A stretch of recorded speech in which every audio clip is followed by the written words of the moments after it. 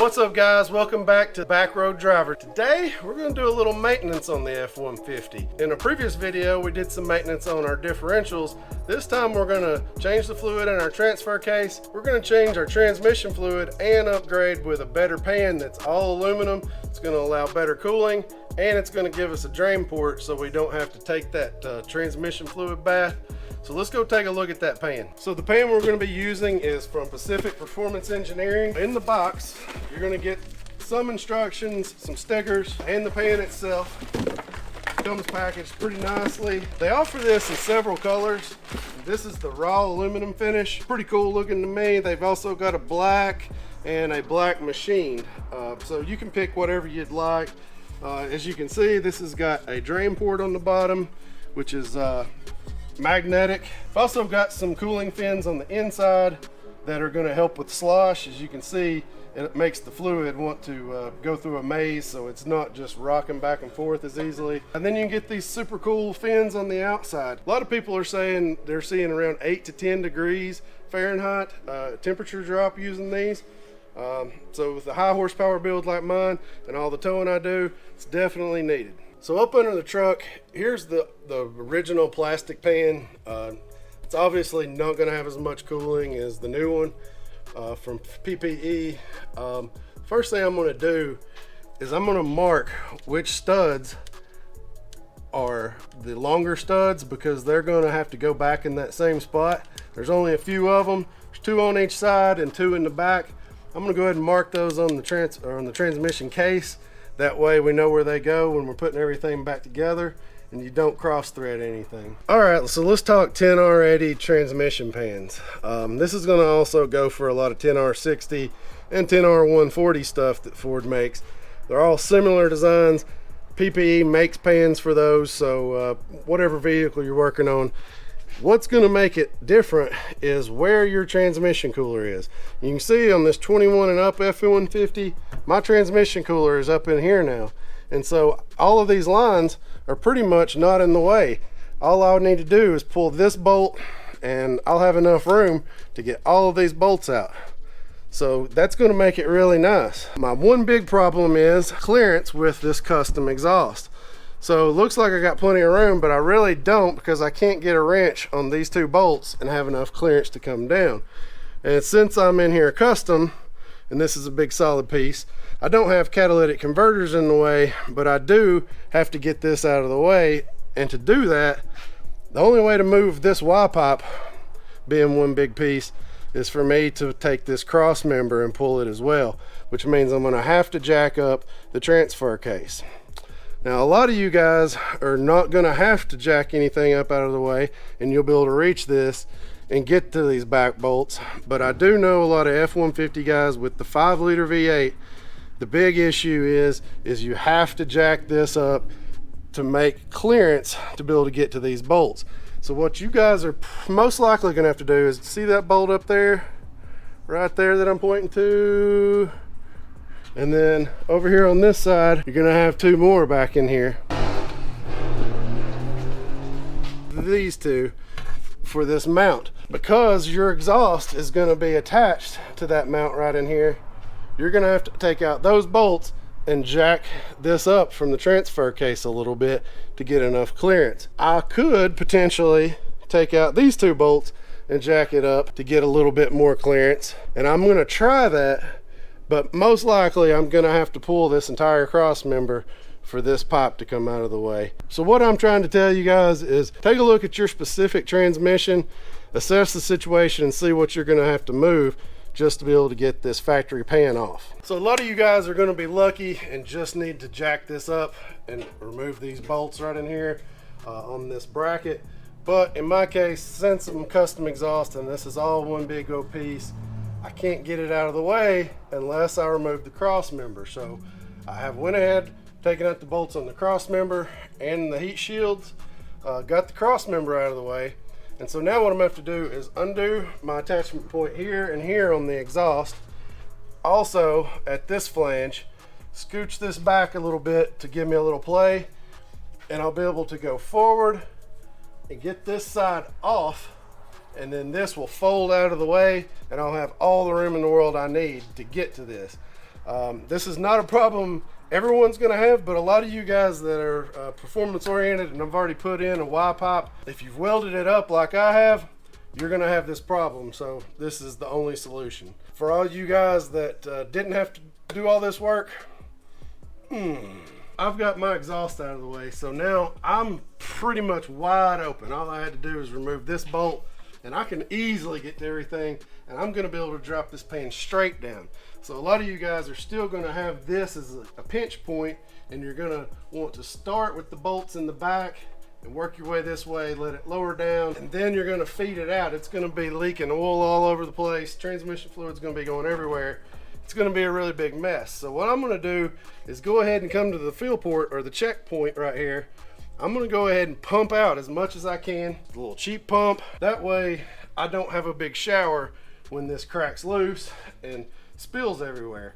So I'm going to be able to hopefully get this out of here without spilling a drop. And a lot of you guys aren't going to have that luxury at this point, but I would recommend pumping out as much as you can no matter what, just to save you from having it all over your driveway or all over your garage. I'm going to start pumping, and then we'll get to taking off the pan. So yeah, a little bit of pumping versus a transmission fluid shower. I'll do this step every time. All right, we've got as much fluid out of here as possible. It sounds hollow now, so we're probably not going to have that much of an issue with splashing. So now you can take a 13 millimeter and get your studs out, and an 8 millimeter and get the others. Don't forget, remember to mark them. Mark which ones are studs, that way you know where they go. And you want to start back on this back side. You're going to work your way this direction, and for you guys that haven't pumped it out yet, once this pops loose a little bit, that's where all the fluid's going to start draining from, so you better have your pan ready. I'm going to go ahead and get these studs out and switch over to an 8 millimeter.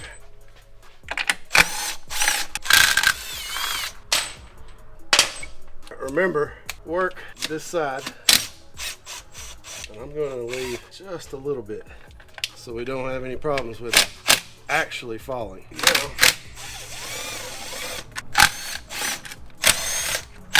it's a little different than putting it back together. When you're going back together, you're going to want to crisscross, pulling this out. All right, so we're loose up here. For you guys that didn't, you're already going to have fluid coming down.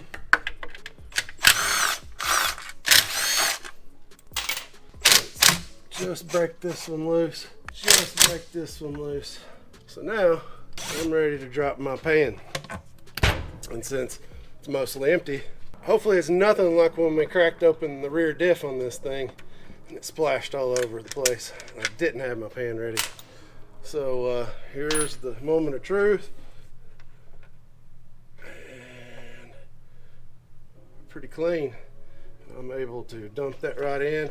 And you can see you start to get a transmission fluid shower. See everything dripping? So you're going to want to have a towel down on the floor.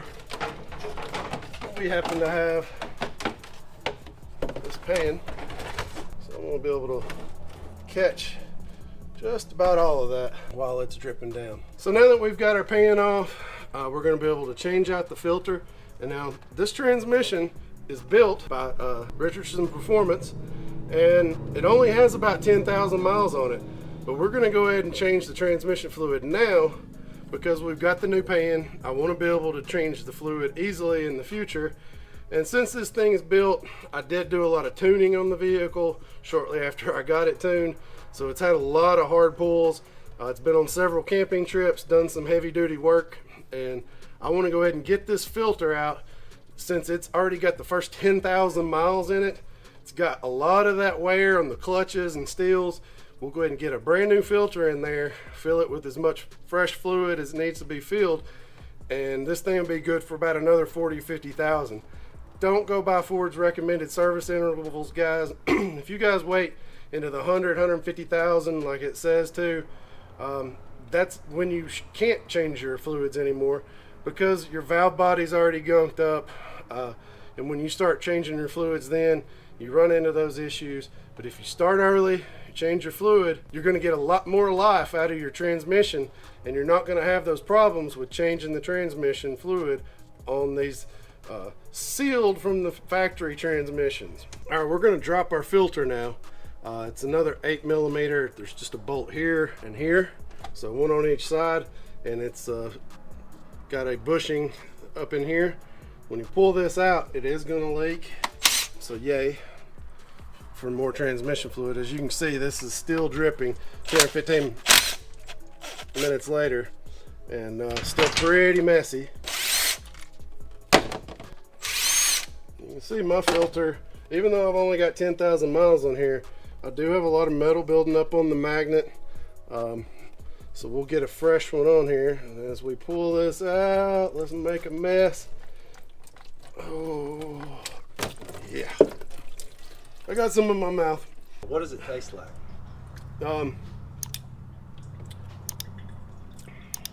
It's not good. As you can see, this bushing that's on here, that came off with it, and most of the time it's gonna come with it. I'm gonna be replacing that with a new one. I will put the part numbers for all of this down in the description.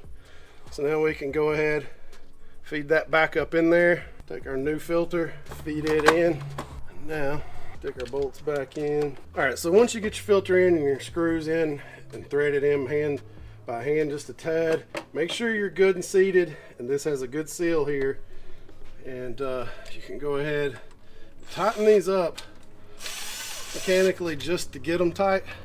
Don't over tighten anything, just get them seated right there. And then these two bolts are 96 inch-pounds, so you can go ahead and get those torqued. Got our filter back in place. I'm going to pull this gasket off now. Mine is very, very clean. Of course, I have 10,000 miles on this transmission. So I'm going to wipe it down, stick it back in place, and get the transmission pan over here. We'll start putting it on. Get all the dirt and grime from off of your gasket. These are easily reusable, should last the life of the transmission. They do come with these nice little teats, I'm gonna call them, and once oriented correctly, they do wonders for you, because you can just press that in and that in, and it's gonna hold your gasket back in place so you can grab your transmission pan and get it up there. Nice touch by Ford engineers for once. So now it's time to fit this back in. And I shouldn't have very many problems because I don't have much in the way. I'm going to take a stud, and one goes here.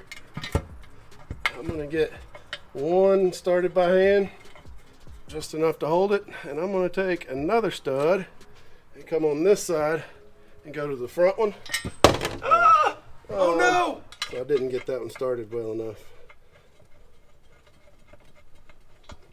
We'll make sure with this one. This is a little heavier than that plastic one, but now we're held up and we can feed all of our bolts in there by hand. So let's get that done. All right, once you've got all your bolts back in place, remember you marked where your studs went. Get everything seated to where it's just finger tight or just sucked up, and then you're gonna be able to torque these back on. Now your smaller studs, the small ones without the extra stud on there, is 96 inch-pounds. And your larger ones with a stud is going to be 106 inch-pounds. I guess you guys have noticed I don't have my heat shields on here. Every one of you guys are going to have heat shields on here. This thing's highly modified, and I took those off a long time ago when I had the transmission built. You're going to want to put those back on. So at this point, when you're torquing these down, you want to crisscross. And so I would recommend starting somewhere in the middle, go from one side to the other, and then one side to the other, one side to the other, and work your way out from the middle to the outsides.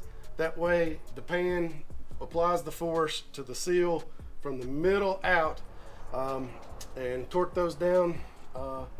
At that point, we can go ahead and start putting everything back together. A lot of you guys are going to have a transmission cooler hanging down here, maybe even the front sway bar. I'm going to have all of this to deal with. But you want to go ahead and get everything put back together at this point. Double, triple check everything before we start refilling the fluids, because once we get that done, you're going to want everything back together in place so we can get this thing up to temp. Okay, we've got everything buttoned back up, bolted back together, double, triple checked everything, and we're ready to put our fluid in. If you're putting a factory pan back on, you're going to want to put about 6 quarts in. And we're going to use Marcron ULV.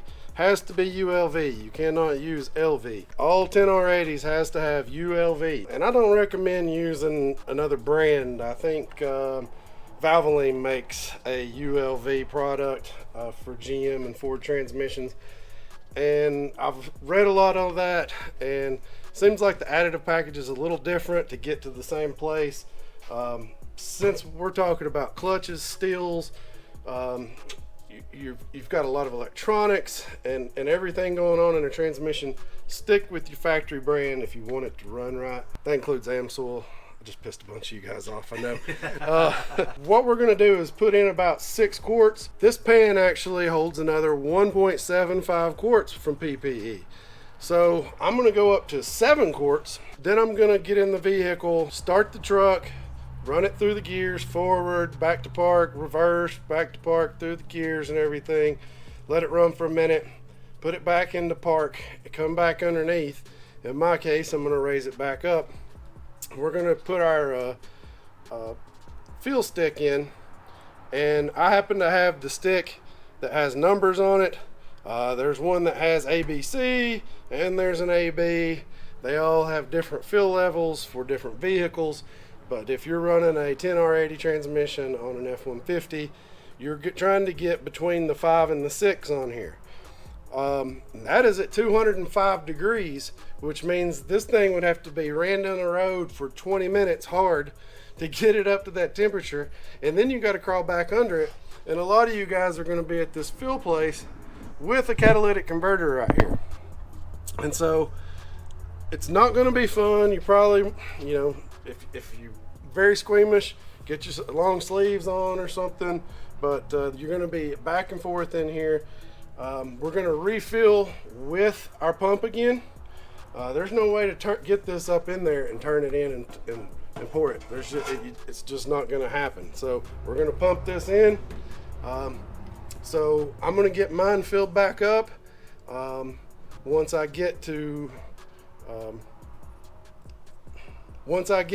6 or 7 quarts put back in, we'll start it up, then we'll fine tune it. Nice cherry red going back in. If you got an extra hand, this is not too bad. If you try to do this by yourself and hold everything, keep it in place and hold the bottle and pump, it's a little problematic. So definitely recommend second set of hands, and we'll tip, get it on the edge, get 99% of each quart out, and get these put in. So I got in the vehicle, ran it through into drive, back to park, into reverse, back to park, back into drive. You know, we'll do that a couple times with the vehicle running, obviously, to get everything to pump through, put it back into park, and we'll get back underneath it and start checking the fluid level.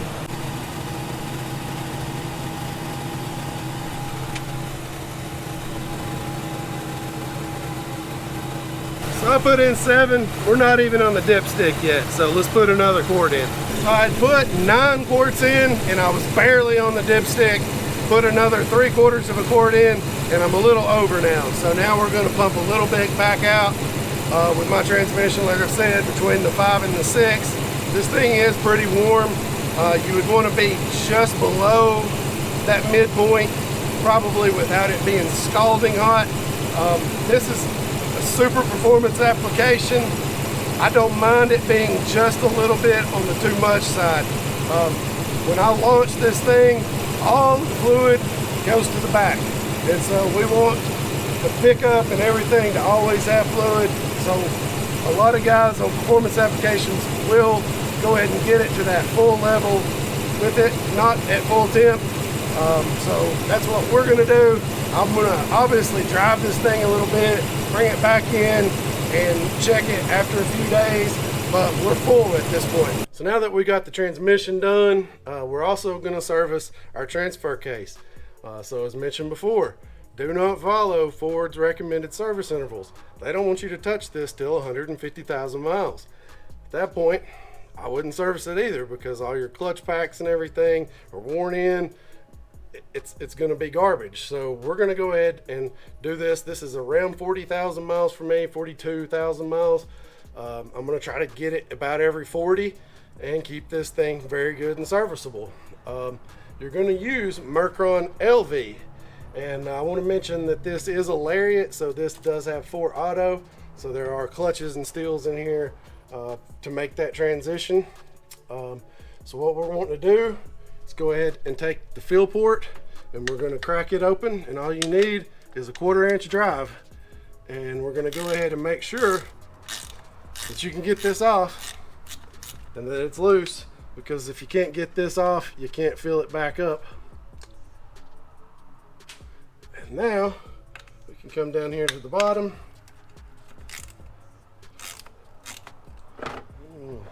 Make myself a tad bit more room.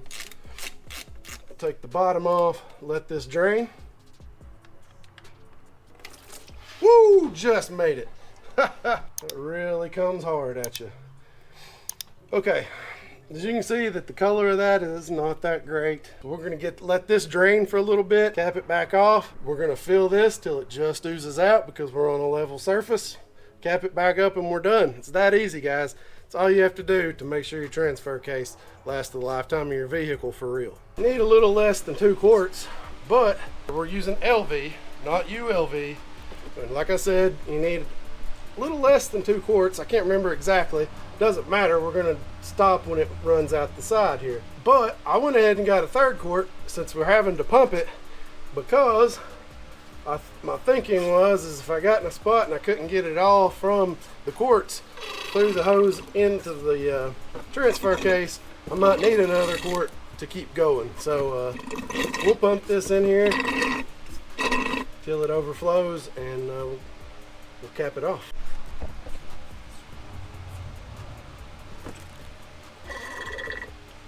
There we go. You see that? It went from just that little drip to now it's like consistently coming out. So now we can let that drip a little bit. We can pump this back in the bottle. Basically just got to let this sit, even out, and cap it back off. And that's all it takes to change your transfer case fluid. All right, some more maintenance done to the hammer here. Everything that we used on this truck today, it's going to be in the description. You can find it all there. I know that you guys love our videos, so check out this one or this one right here, and we'll catch you guys in the next one.